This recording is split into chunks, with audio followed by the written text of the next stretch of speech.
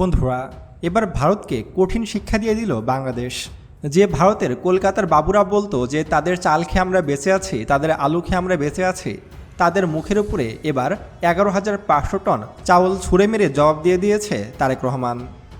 শেখ হাসিনার সময় ভারতের প্রতি আমাদের যে নতজানু পররাষ্ট্রনীতি ছিল তা এবার পাল্টে গেছে।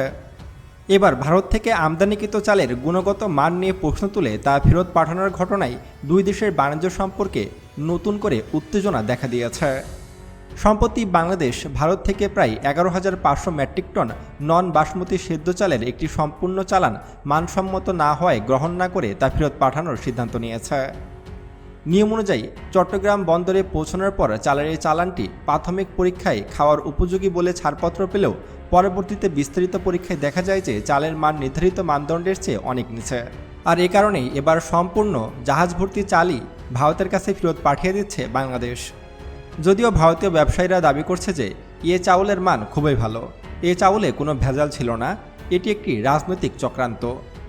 আর রাজনৈতিক কারণে হয়তো বাংলাদেশ এ চাউলগুলো গ্রহণ করেনি, সেগুলোকে আবার ভারতে ফেরত পাঠিয়ে দিচ্ছে।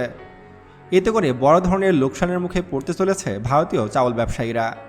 ইতোমধ্যে অনেকেই ক্যামেরার সামনে কান্নাকাটি শুরু করে দিয়েছে। তারা ভেবেছিল এই চালান যদি বাংলাদেশ ক্রয় করত তাহলে তারা সেখান থেকে মোটা অঙ্কের একটা মুনাফা লাভ করতে পারত এবং সেই টাকা দিয়ে তাদের সংসার চলত।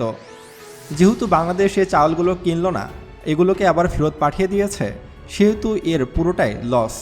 বাংলাদেশ পর্যন্ত চাউল পৌঁছানো, জাহাজের খরচ এবং এগুলোকে পরিবহন করার যে খরচ ছিল তার সব কিছুই করেছিল ভারতীয় চাউল ব্যবসায়ীরা। কিন্তু চাউলের গুণগত মান নিয়ে প্রশ্ন ওঠায় তা ফেরত পাঠিয়ে দিয়েছে বাংলাদেশ।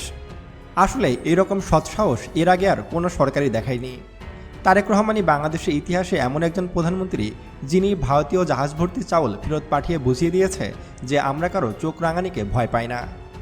ভারত প্রতিনিয়তই সীমান্ত এলাকা দিয়ে তাদের দেশের নাগরিকদেরকে বাংলাদেশে পুশিং করার চেষ্টা করছে। প্রতিদিনই আমরা খবরে দেখতে পাই যে কোনো না কোনো সীমান্ত দিয়ে ভারত তাদের দেশের নাগরিকদেরকে বাংলাদেশে পুশিং করার চেষ্টা করছে। এছাড়াও তারা বাংলাদেশের স্বৈরাচার শেখ হাসিনাকে জায়গা দিয়েছে। শুধু যে ভারতীয় চাল ভারতে ফেরত পাঠিয়ে শিক্ষা দিয়ে দিয়েছে তারেক রহমান তা কিন্তু নয়। দীর্ঘদিন ধরে ভারতের প্রধানমন্ত্রী নরেন্দ্র মোদী কিন্তু বাংলাদেশের প্রধানমন্ত্রী তারেক রহমানকে চিঠি দিয়ে আসছিল যেন তারেক রহমান ভারত সফরে যায়।